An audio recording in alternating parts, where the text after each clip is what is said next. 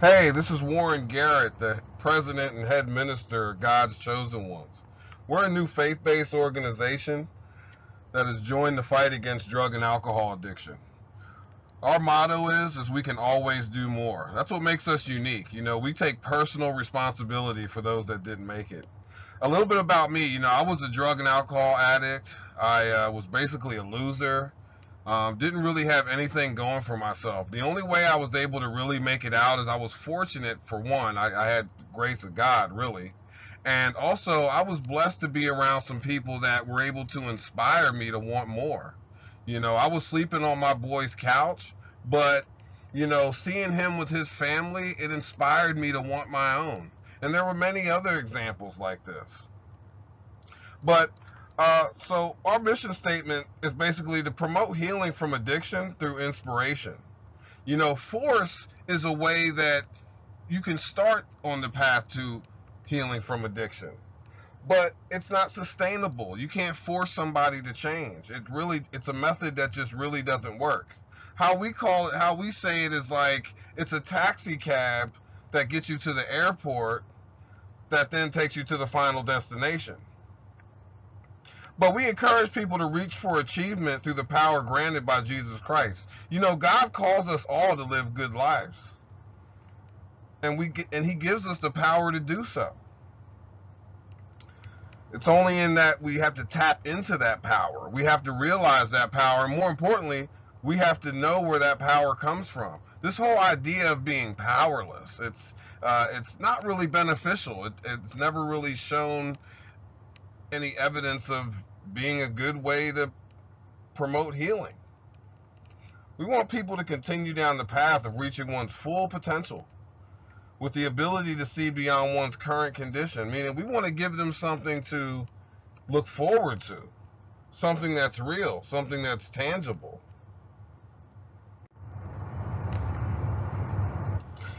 Now, of course, the main problem is drug and alcohol addiction. But the problem that lies right beneath that is ineffective treatment of drug and alcohol addiction. And this problem really affects us all. One way that happens is through insurance costs. A long time ago, insurance companies decided that they were only going to pay for 30 days of treatment. So in response to this, a lot of 30-day treatment programs started popping up, but they really inflated their prices to the point where nowadays it could cost up to $40,000 for one person to go to treatment for a month, for 30 days. That's $40,000 a month for one person. So why is this important? Because the insurance companies then pass those costs on to the consumer. If you pay for insurance, then you felt the effects of this at some point. Another way we all feel the effects of this is those in our community, those that surround the addict, the moms, the dads, the brothers, the sisters, the aunts, the uncles, let alone the children. If we take for an example a mother who's always volunteering in the community and is a light to the community, suddenly loses a son to a drug overdose. Now she no longer is that light. She no longer volunteers. We all felt that. And that happens all throughout the community. Picture an office building at night, and it's all lit up with all the different offices within there. And one by one, a light goes out, and another light goes out, until eventually the whole building is dark. That's what's happening in our communities. The programs that we have in our area alone, they may see about a 2% success rate. Nationally, you're seeing about a 5 to 10% success rate. But really, because of anonymity, there's really no way to get an accurate number on that. But because of my own experience of where I live and in my community, it's surely around that 2% mark. And that's not even on a consistent basis. Sometimes there's no success rate. Now, we don't want to place any blame here. Like we said, we take full responsibility. But what's happening is a lot of the leaders of these programs are unwilling to change. They're unwilling to take any responsibility. They won't admit that what they're doing isn't working. That's because you have a lot of ego, a lot of arrogance, a lot of pride there, trying to hold on to that position. It's become more important than the patient. Another thing you'll see is what we call the fundamental attribution error. This is an overestimation of internal reasons for people using and relapsing.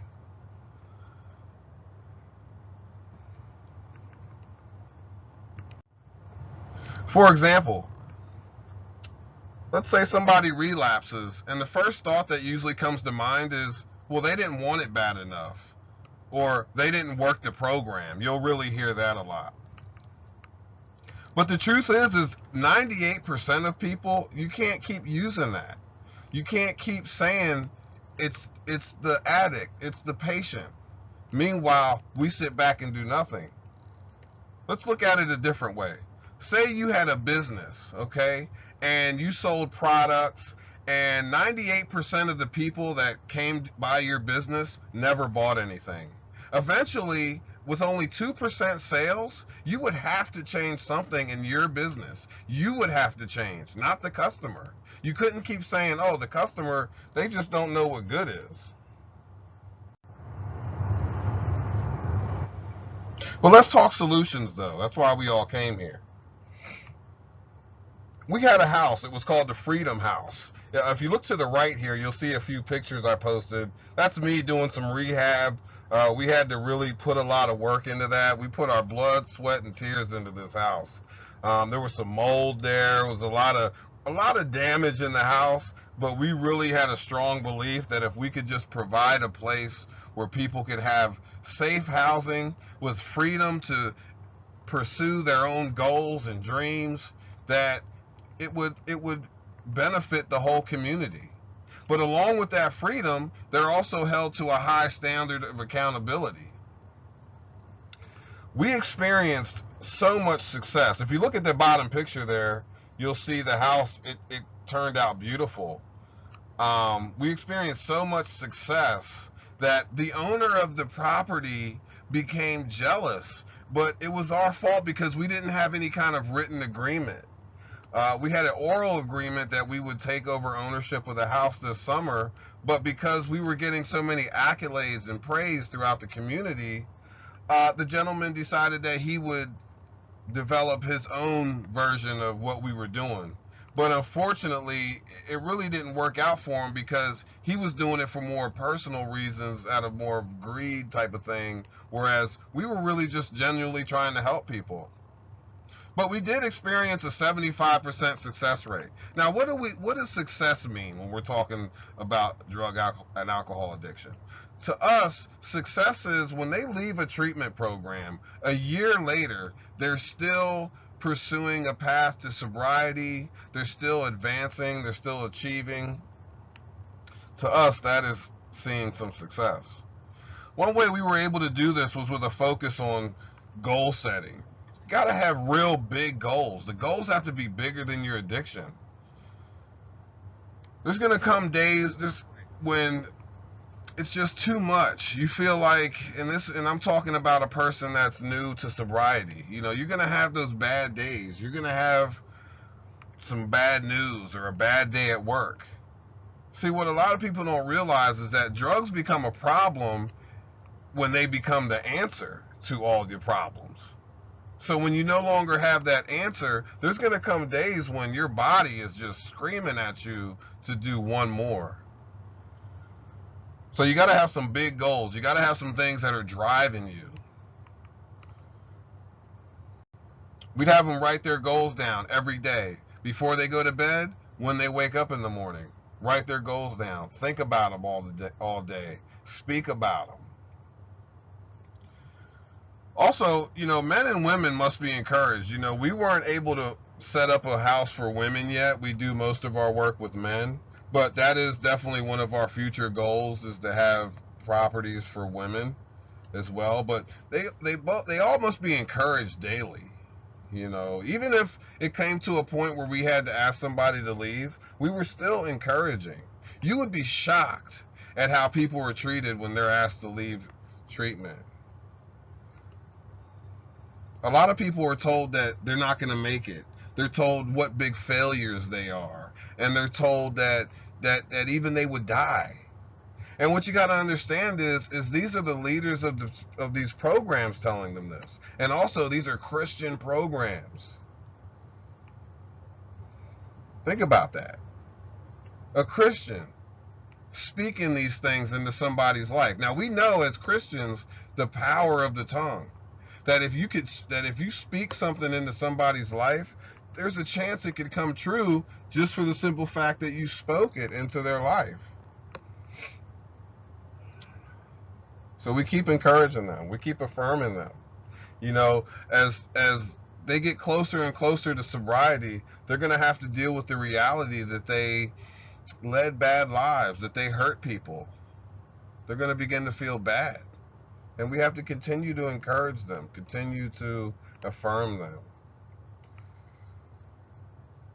We move on to inspirational development. You know, some people have lived in such a low place in life for so long that they're not really able to think big. I'll give you an example. When I first found sobriety, I was so happy to just have a bed to sleep in that I really couldn't think beyond that at the moment. Fortunately, I was surrounded by people that were constantly inspiring me. But that's just an example of how you could be in a situation for so long that when you finally come out of it, it's hard to think about anything else other than that because you're just so grateful. It feels so good. So we take them to leadership conferences. We take them to hear motivational speakers. We take them to hear pastors and people that are on TV, people that they would normally see on TV, like Joyce Myers and Joel Osteen. Because here's what happens. When you see somebody on TV, they seem bigger than life. And when you go to an event and you see somebody standing on stage, somebody that you would just normally you would see on TV, you realize that's just a person. In fact, you can even start to think about, man, you know, that could be me. Which brings me to my next point, called mirroring neurons. This is something we learned about in early psychology classes. Let's say you're doing something simple, for example. Let's say you're dribbling a basketball. And they can hook up electrodes to your head, and they can see what areas of the brain become active as you dribble this basketball. At the same time, if you're watching somebody dribble a basketball, they can look at the brain and see that the same areas of the brain will light up, the same as if you were doing it yourself. Why is this? We believe that it's because it's your brain simulating you doing it. Your brain is telling you it's already starting the process of doing it. It's firing the signals and preparing itself for you to actually do this. So what we do to take that one step further is we go and we get people that have seen success after addiction, and we have them come over to the house. They fellowship with the guys, and they can see success in action. They see it. It's live in person. There's power in that. There's power in that.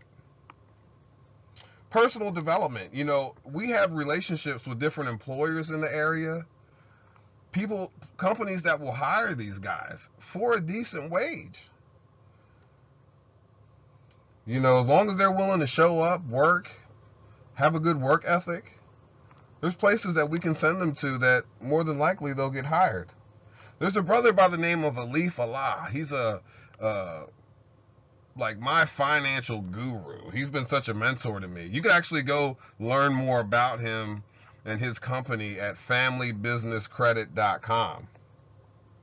But he's an excellent source of information for these guys because he can teach them about credit building and rebuilding, about business and ministry ownership. You know, in case these guys want to go off and start their own organization where they can go out and continue to impact the world. Also, you know, we want to bring these guys on to work with us. What better people to help save the addicted than the ones who have been through it already? And not just that, but think about this. A person puts down on a resume that they went into a drug rehab. It's really not a good look. But if you can say, hey, I was a part of a nonprofit organization, and we did some real good things, and we impacted a lot of people. That's a good mark on a resume to have. And that's another thing that we could give to these guys as they're beginning to change their lives. All that combined, it's a real revolutionary way to approach drug and alcohol treatment. Really not being done that way. As far as we know, I can't say for sure that nobody's doing it that way, but from what we've seen, we really haven't seen that anywhere. So the picture you see here is a house in Lebanon here. Lebanon, Pennsylvania is a really good place to get a fresh start at. You know, everything's close by. The store's right there. The library's right there. Anywhere that you would need to go, the hospital, everything is close by. Public transportation isn't too bad. I mean, everything pretty much shuts down on Sunday, but we help with transportation also. We're actually hoping to work with some local dealerships in the area to hopefully get some vehicles donated to our organization so that we can continue to help these guys with transportation and continue to be of service in that way. The house you're looking at here, it was a great location. You can see it's right on the corner right there. It's a 5 bedrooms, 4 bathrooms. Now, one thing we did learn in the old house was that if you have a bunch of people living together, you really need to have more than one bathroom. It really is not a good look to have a bunch of guys in one bathroom and everybody's got to be to work at the same time. I can't even explain how that was. So we definitely learned our lesson on that. So this one has 5 bedrooms, 4 bathrooms. It has plenty of space for the classes that we talked about earlier, the group discussions, Bible studies. Like I said, it's the town that it's in, Lebanon, Pennsylvania, so close to everything. There's a bunch of different churches in the area. There's different things to get into to help improve the community. A little over $200,000. We believe that could be negotiated down a little bit because the house was just foreclosed. So we believe the bank will probably be willing to take a little, maybe a little less on that, especially knowing the cause. So we're currently trying to reach that goal. One thing that, if you've ever lost someone close to you, one thing that people usually get left with is a little sting of regret, a little sting of guilt to say, what could I have done? Is there something else that I could have done to help this person? And I just want to encourage you, to contribute to us, help us. And you'll have a confidence in knowing that you did something, and we don't just mean monetarily, it's all important. If you have any ideas, if you have any advice, just you going and sharing this information with somebody else, sharing what you heard from us today, or just telling somebody about us, could really save somebody's life. If you know anybody that is suffering from drugs and alcohol, please have them call us. Please have them get in touch with us. We would love to help them in any way that we can. My name's Warren Garrett. Again, I'm the president and head minister. My partner, Ben Thomas, we can both be reached at 717-889-0466. My personal number is 717-954-6007. You can also reach me by email at warrengarrett80@gmail.com. That's WARRENGARRETT80@gmail.com. And again, we just appreciate you taking the time to listen to this. We really would ask that you would just consider the impact it would have on this whole world if we could have effective treatment. It's not that we want to get rid of the treatment programs that are currently being offered. We only want to help them achieve more success. And we believe that we can do this if we all come together, we all work together. So thank you again. God bless you in all that you do. And if you take away anything from this, remember this. There's always more that we can do. Remember that. We can always do more. Thank you. God bless.